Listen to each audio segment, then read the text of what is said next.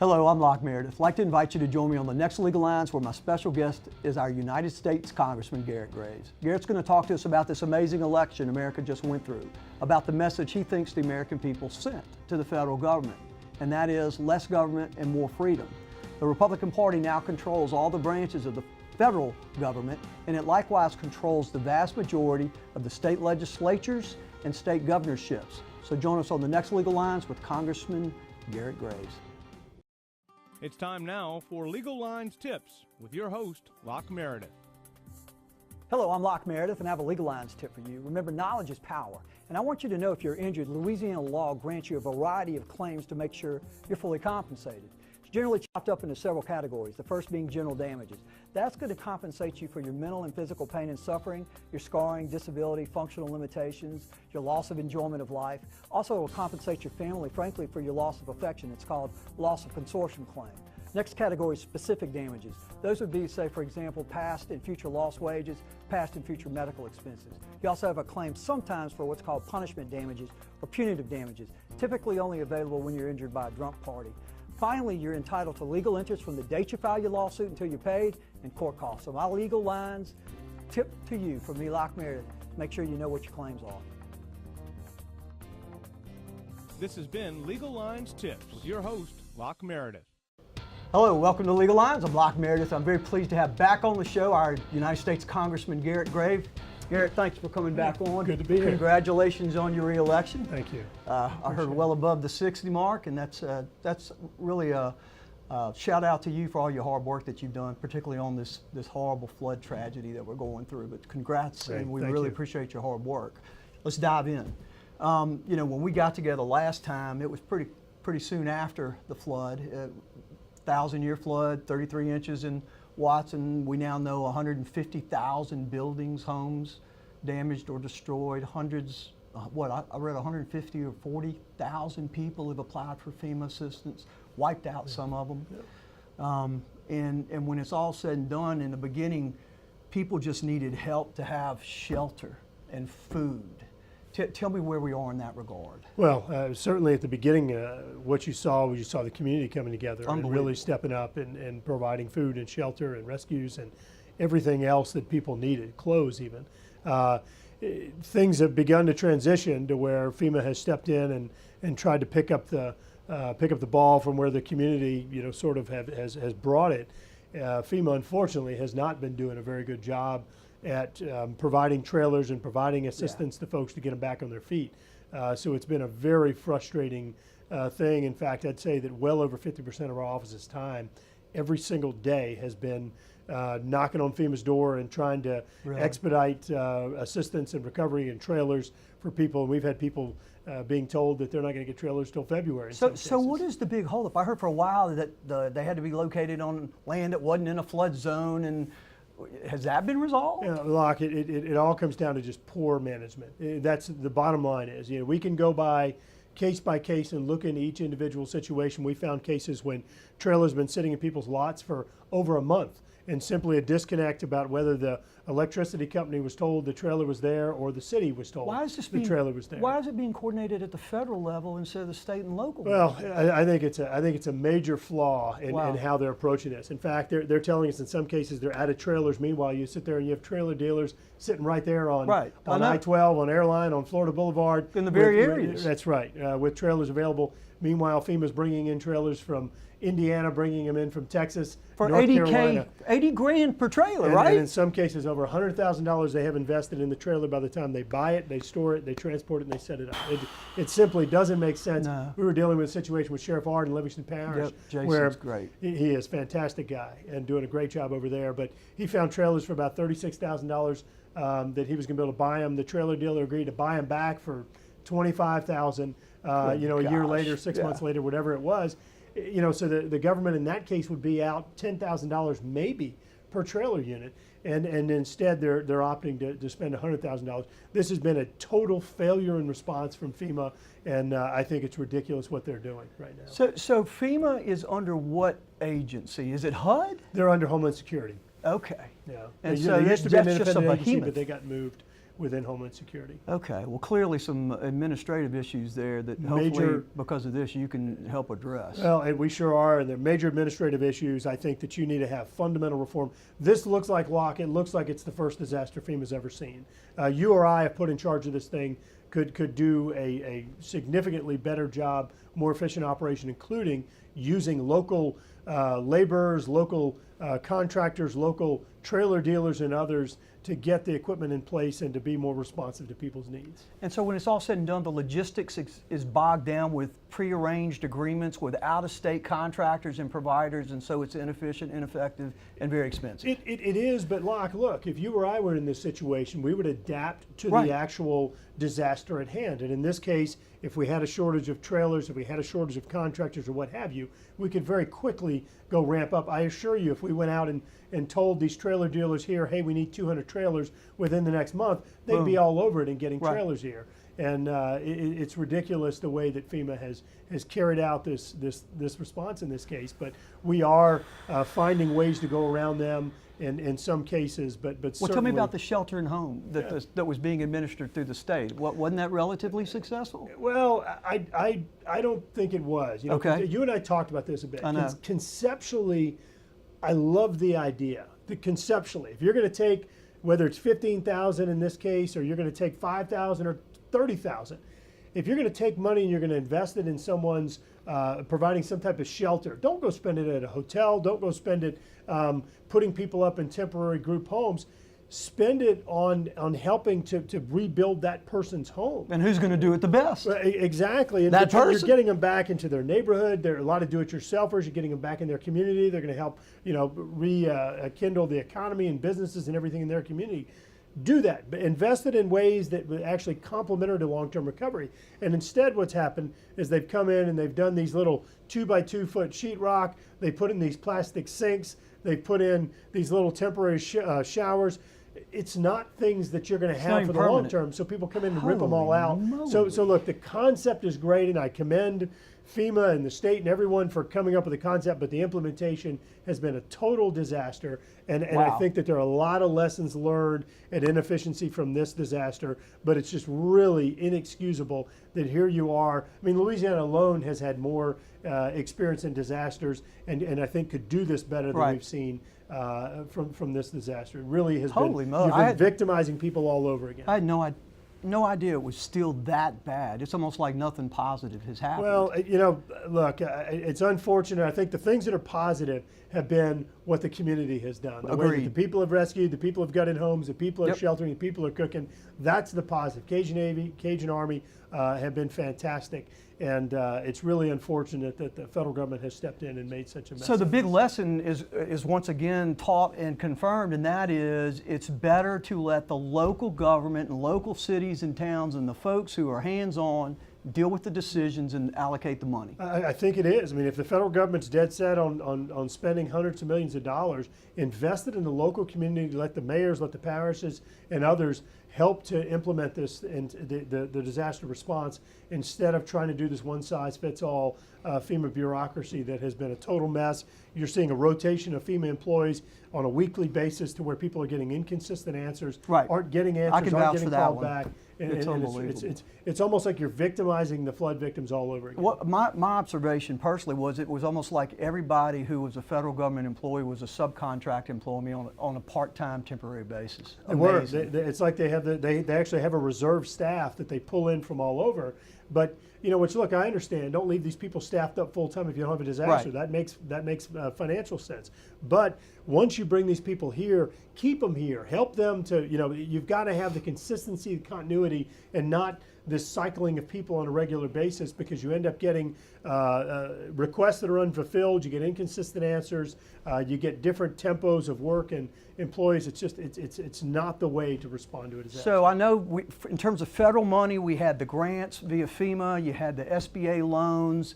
You had, if you were lucky enough to have flood insurance, there's deadlines associated with the various programs they provide.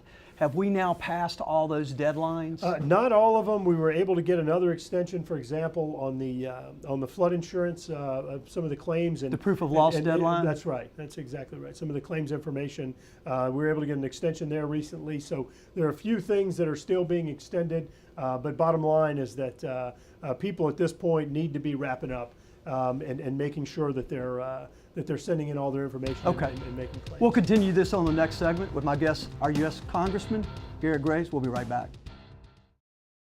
It's time now for Legal Lines Tips with your host, Locke Meredith. Hello, I'm Locke Meredith with a Legal Lines tip for you. Document your claim. What do I mean? Whenever you present a claim, whether it's for injuries in an automobile collision or for a breach of contract case or a business claim, it all boils down to documentation and evidence. For example, when you go to trial, basically both sides are presenting their evidence of what they believe to be their case. For example, also, if you're involved in an automobile collision, document the event. Talk to all the parties who are involved, get their names, address, contact information, insurance info. Talk to the witnesses on the scene. Also get their contact information. Take photographs. With the phones we all have these days, everybody can take a picture and that paints 1,000 words. So document your claim. The Legal Lines tip from me, Locke Meredith, to you is document the claim. This has been Legal Lines Tips. Welcome back to Legal Lines. I'm Locke Meredith. Again, pleased to have back on the show our United States Congressman Garret Graves. Garret, let's dive back in. We were talking about the fact that bottom line is our state and individuals need money to rebuild. And I know you guys have been working very hard and frankly have been very successful so far in getting hundreds of millions of dollars dedicated by Congress and signed off by the President. Tell the folks where we are. Sure. So you have a lot of programs out there, whether it be the FEMA direct assistance, there's public assistance, there's SBA loans, there's been food assistance, all sorts of different programs out there. Well over $1 billion in assistance has been provided to citizens of or victims of the flood. But we recognize that it's simply not enough. Right. You have people that are facing foreclosure, people that have sold their homes for pennies on the dollar, people that simply can't afford to rebuild their home or anything else. So we were able to appropriate about $438 million in additional assistance. So this is on top of FEMA, SBA, whatever you may have received, even if you maxed out under those programs. That money's being given to the state under the Community Development Block Grant Program. And the Friday before Thanksgiving, the governor's task force approved a spend plan on how they're going to allocate those funds to homeowners, business owners, renters, and others. Okay, now I understand you were instrumental and met with the HUD Secretary, Mr. Castro, right? We've met with him several times about this. We have, yes. And obviously that was very helpful. So now that money is in the hands of the state, or will be soon? That money is available to the state. Their spend plan has to be approved by HUD. Then they can start cutting checks. From what I understand, they're talking about a January timeline for cutting checks, which, you know, considering the funds were appropriated in September, I think that's an unreasonable time frame. This should have been handed out in weeks, not months. But in any case, Locke, right now we're working on a second tranche of appropriations for probably we'll know in the first week of December. We're working on additional funds because we recognize, again, it's not enough. And a lot of people say that, you know, look, we just need to not spend money because it's cost efficient and we can save money by not spending money. But the reality is, if you can get in front of this and help to prevent these foreclosures and bankruptcies and others, you're going to be much more financially conservative by taking that approach than if you simply sit back and do nothing. I think I read a quote of yours that doing nothing costs more than doing something. That's right. That's the bottom line. And all right, so I've read that the estimated cost to our state and to all of our wonderful citizens and residents is between $3 and $4 billion. Is that right? Some cost estimates have been at that level. Some have been even higher, quantifying the total damage and impacts. But look, you've seen it as well as I have. I mean, you have homes, you have businesses, tens of thousands of them, in fact, over 100,000 that have been totally wiped out. Everything they have is gone. Everything is piled up on the street in front of people's homes and businesses. So it's very easy to understand how this very quickly goes into the billions of dollars. Well, let's kind of dig into this a little bit because I'm personally involved. I'm having to rebuild stuff myself, and I'm running into issues of you have to get permits and you can't, your house has to be inspected, and if it's in a flood zone and it has greater than 50% damages, then you might be required to elevate it. Yeah. And FEMA is the one that imposes that rule via law, but the locals are the ones that administrate it, and they got to come out and inspect. So even if you want to start rebuilding stuff, there's bureaucratic delays at the local government stage. How do we fix this? You know, things have been very frustrating because of different interpretations from FEMA and locals in some cases, and local governments, our cities and parishes, are just carrying out a FEMA requirement on whether your home is significantly damaged or not, over 50% of the value damaged, in which case you may be required to elevate the home. Right. There is an appeal process. Just because you get that letter doesn't mean it's a done deal, folks. It does not, and it's very important that people understand that they can, number one, they can potentially appeal what the pre-flood appraised value was. So if your pre-flood appraised value was $150,000, but you think it was actually more, and you can go appeal that and bring data to the table showing it was actually $180,000, which may eliminate you from being significantly damaged. Right. The other thing is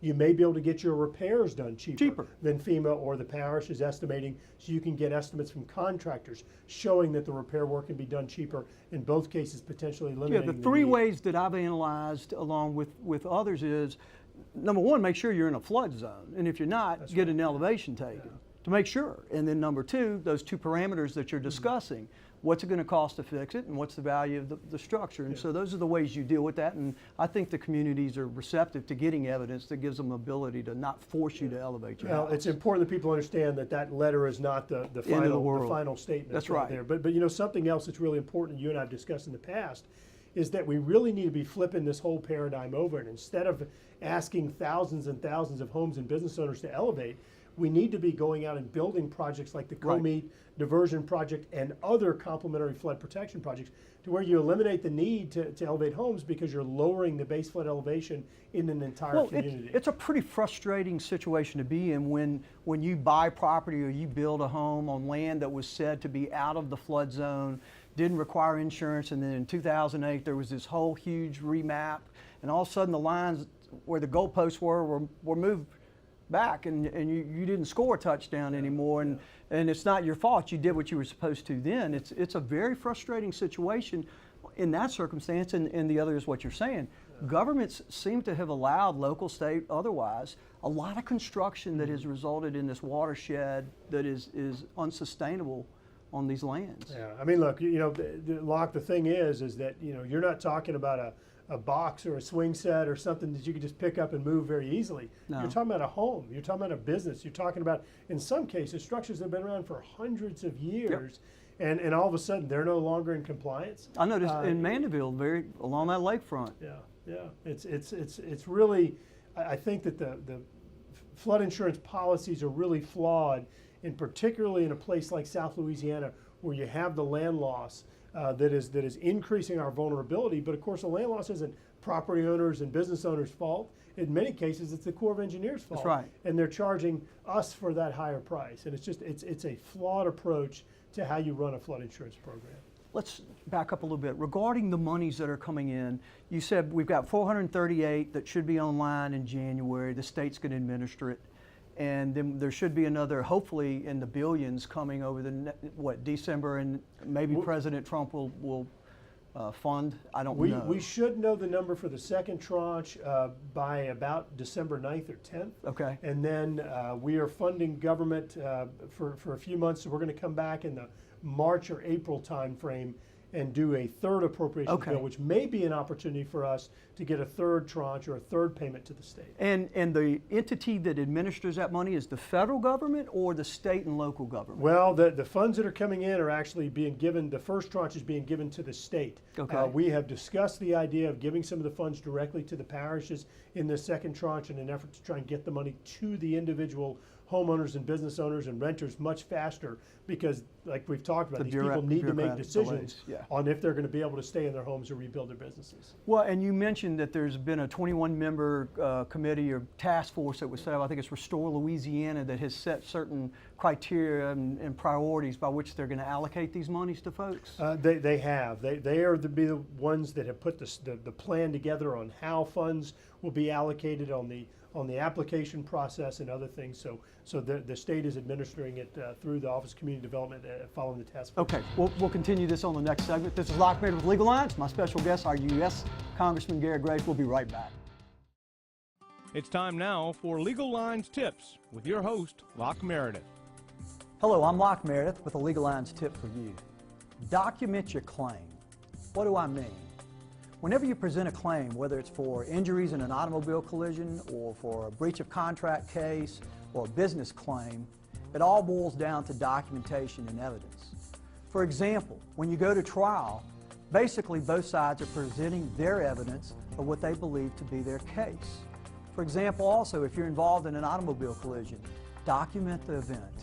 Talk to all the parties who are involved. Get their names, address, contact information, insurance info. Talk to the witnesses on the scene. Also get their contact information. Take photographs. With the phones we all have these days, everybody can take a picture and that paints 1,000 words. So document your claim. The Legal Lines tip from me, Locke Meredith, to you is document the claim. This has been Legal Lines Tips. Welcome back to Legal Lines. Again, I'm very pleased to have on the show our United States Congressman Garret Graves. Garret, let's dive in. We were talking about the hundreds of millions to date and then potentially billions that will be received from the federal government. How do folks get their hands on any of that? Well, the state is putting together the application process following the task force's recommendations that the governor put together. And that task force is Restore Louisiana Task Force. It is, okay. Yes, and that's a task So force. The governor appointed it, so they're going to be putting an application process together. Okay. And I just urge folks to watch out for that process. One of the things that they could do is they could use some of the FEMA data, SBA data, and be able to perhaps make some decisions a little faster, but they're going to be putting their own process together that's going to be separate from the ones the feds have done. And as I understand it, I think we had, 20 parishes that were affected, had damaged properties because of this tragedy. And then there's 70 or 80% of the money is supposed to be allocated to 6 of the main parishes. Which ones? Some of the main parishes that were affected are obviously East Baton Rouge, Livingston Parish, Ascension, Lafayette. Those are the ones. Tangi, I read also. That had the highest percentage of flooded properties. And so they're basing it upon highest percentage of flooded properties, total flood damages that occurred. And so those will be the prioritized parishes. There's also a process that they're following where they're prioritizing low to moderate income, which is something that, look, it certainly needs to be done, but I don't think we should be prejudiced against any type of socioeconomic scenario. We need to be helping our entire community recover. Homeowners, business owners, renters.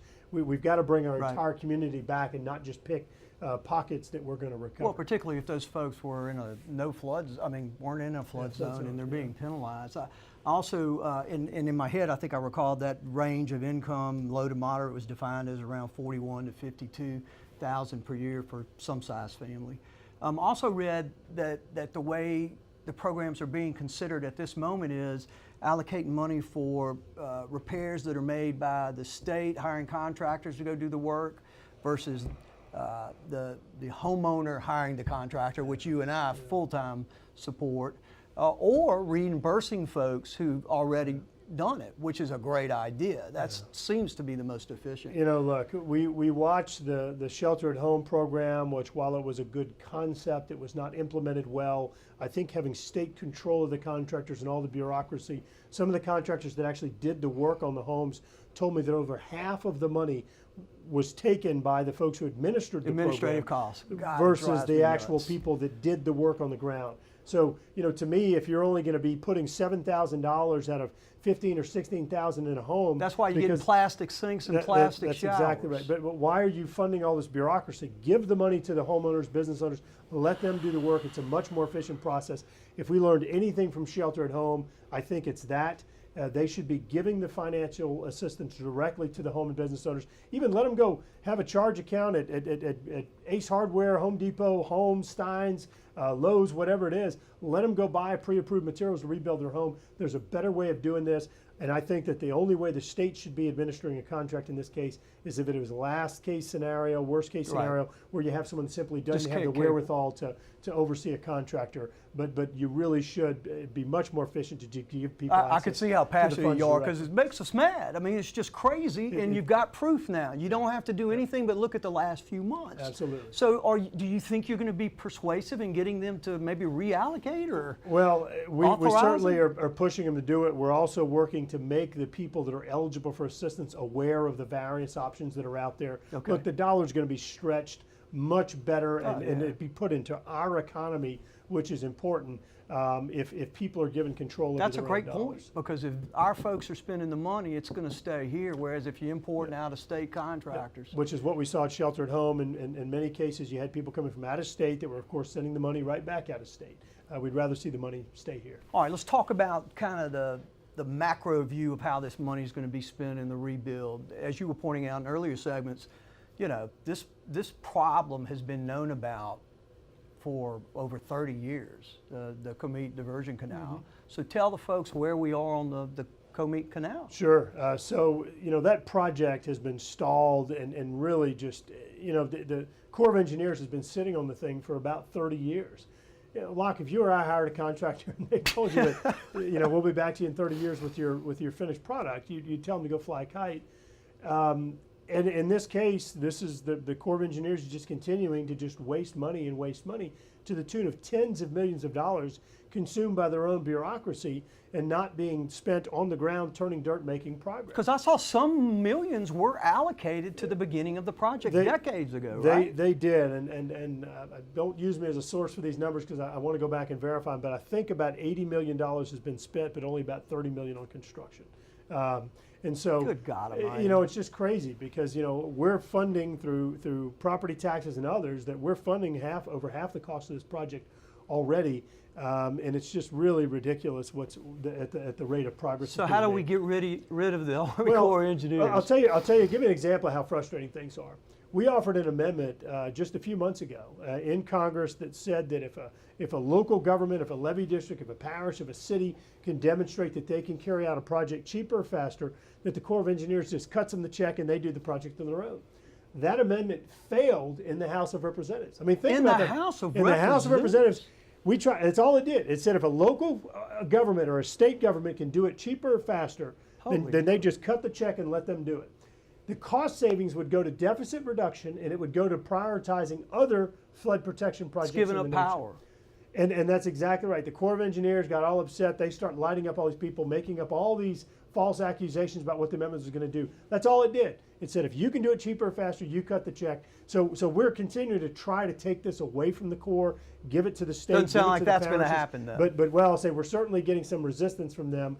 But we're not stopping. We actually passed another amendment that did pass in the House of Representatives that provides an additional $150 million in authorization for flood protection for these hard-hit areas around. So what are y'all looking at doing additionally? Well, you know, it's not just about building the Comeet project. It's not just about ideas like the Darlington Reservoir, doing an amite diversion project, but it's also about cleaning out our canals, improving our pump stations to actually get the water to the Amite River and the Comeet River much faster through our canals and bayous in this region. You and I were discussing this last time, and you brought up a thought I'd never had, and that is the sedimentation of our tidal-affected lakes, Maupaw, Pontchartrain, et cetera. Do we have any monies allocated for that? Well, those are, out of that $150 million, those are all concepts, the projects that could be advanced, helping to clear those out, helping to build flood protection barriers in those areas as well. So what do you see as the big issues that you're going to have to face here in the next quarter on a legislative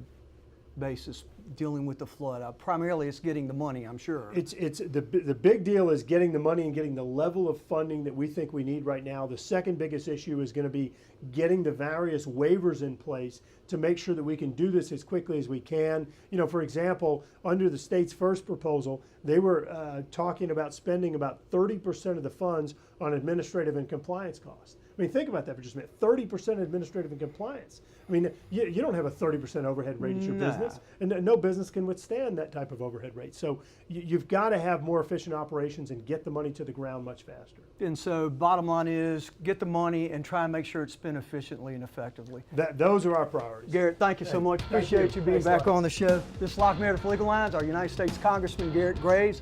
Thank you for being with us.